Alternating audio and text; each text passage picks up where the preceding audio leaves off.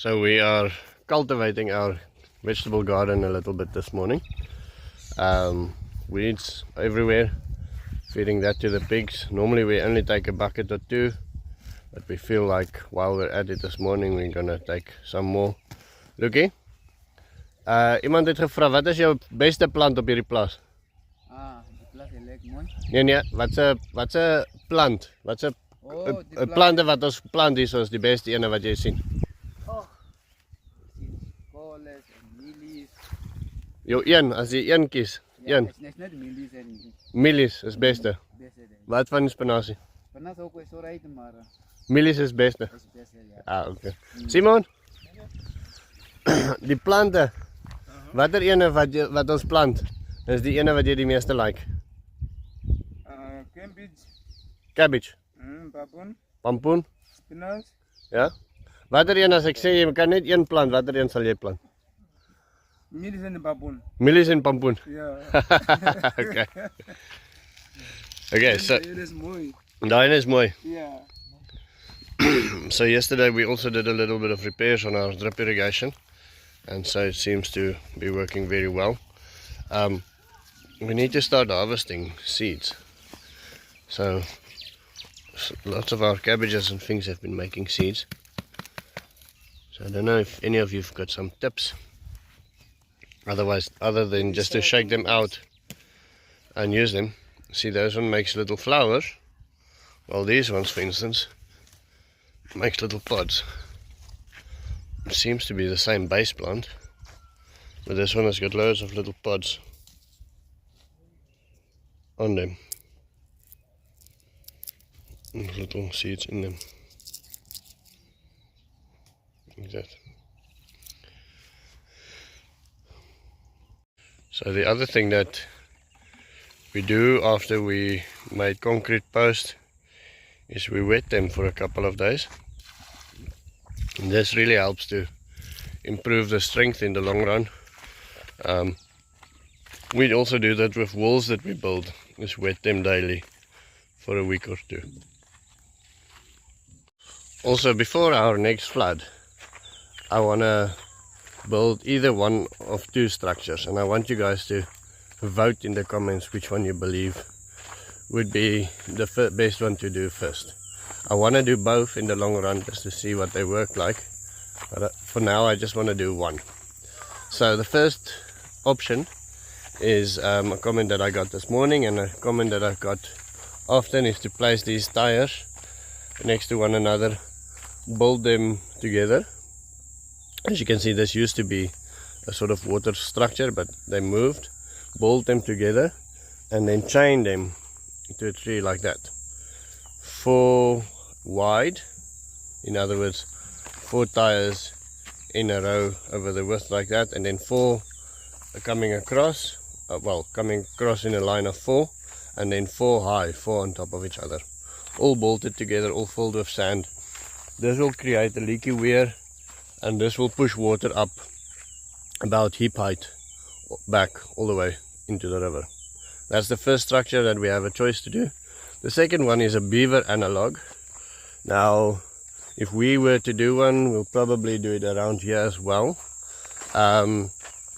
You put in metal post or wooden post, but in our case it would most likely be metal post into the soil, and then you add branches to it. You then chain them or tie them to structures on the side, and one like that I'll probably make about 10 meters wide. Add loads and loads and loads of bush like this. As you can see, this acts as a natural soil stopper in the river already, but you add them 10 meters wide, let's say half a meter high across the river like this, and the benefit and the negative is that it's biodegradable, so it will deter over time. And the benefit and the negative about tires is that they're not. So they will last forever, but they're not biodegradable, so they will last forever. So those are the two benefits and negatives about both. The one structure, the beaver dam, I don't think I'll ever get into trouble with the municipality, I don't know.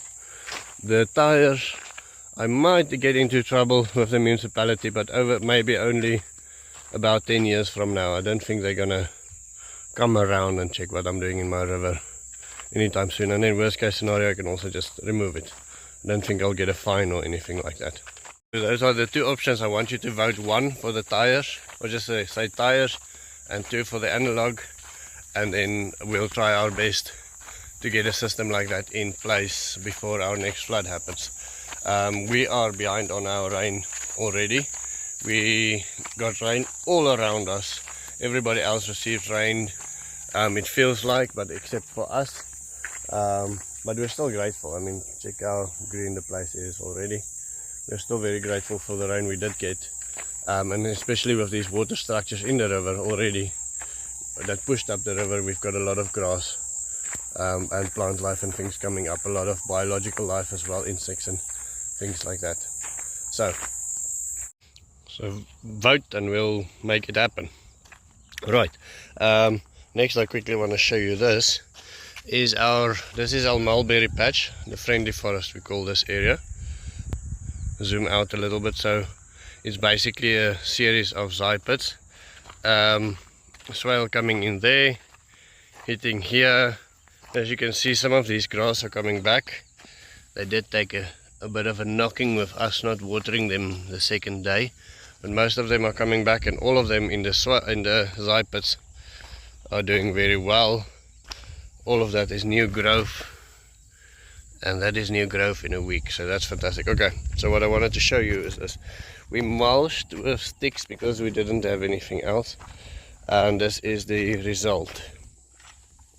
Termite damage everywhere. So termite, their modus operandi is to take a stick, build a little house around it, and then eat it, finish it. So then when the stick is gone, all that's left is the little house. You can see there, that was around a little stick. That is now everywhere here where we use stick mulch. So I think living mulch is going to end up being our solution. It doesn't matter how much we seem to mulch, the termites just come and eat everything. Now I know that some people believe they don't eat living things, but they do. They kill living trees. Anything that is under a little bit of stress, they come and they chow it.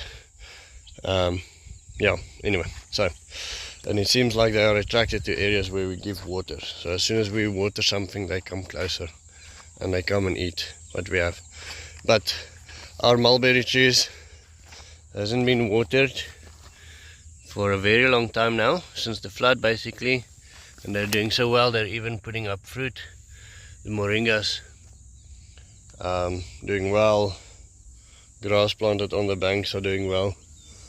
There is some places where the tree didn't make it, but didn't make it right in the beginning, and then the moringas are actually, this is the size of a moringa already. So we'll probably add a tree in here sometime again, but they are really doing well. Here there is a fig tree, but the moringas are starting to overtake it already, becoming stronger than the fig. I think I'm going to leave them now, for now. I don't think I'm gonna kill them yet or anytime soon. See if both will survive. I think that's a good thing to do. But here you can see the elephant grass in these pits are doing really well as well. All of them, everywhere, are doing really well. So I'm very, very glad about that. As you can see there. Let's have a look at this one. Mulberry tree. The mulberry trees are exploding, so this will definitely be something nice. If you haven't been on this channel a while, not sure if you know my systems, and I'm not sure if I should go through it every time, but this is one that I'm very happy about. I just quickly want to give you another overview. So we do get a little bit of capturement over the system here, but we made this little swale to catch water from that road over there. That basically increased our capturement area with about 3 times.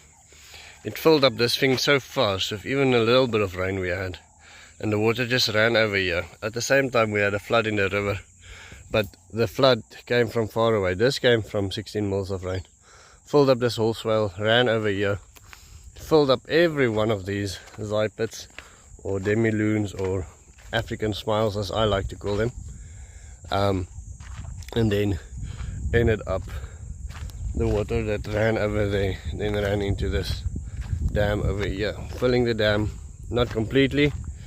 You can almost see the grass line there up until where it was filled, but filling this dam and watering all of this grass over here. Over here it almost starts looking like a forest already, all this grass, and this is already high enough now for, you know, I can cut this tomorrow and feed it to animal. I'm not going to do that because I want to increase the amount of seed on the land, but just to give you an idea how effective water harvesting can be. It really does increase a lot. Then our river pushed up, and it actually pushed up to the back of the dam quite a bit, and that then made those grasses grow. Now that river pushed up because of a structure we have in the river, and without structures in the river, all of those water would have just been gone within half an hour. Our rivers only run for about half an hour, and if you don't catch them, they're gone. So our water then took 3 days to get off the land instead of half an hour. So we increased the waiting time, or the time for the water to be able to soak in, and increase the area of where they can soak in, because the river broke its banks and pushed into the plains, and that increased the area where the water could soak in quite a bit. So water harvesting structures really do help a lot. Let's just walk over here. So here we've planted corn, which is Lucas's favorite thing, in all of those empty spots. Sorry, just gonna kill this quickly. Time to wake up. I'm not sure actually why I have an alarm for this time of the day. Yeah, okay. Where was I? Water harvesting structures really do work. That's the end of my story.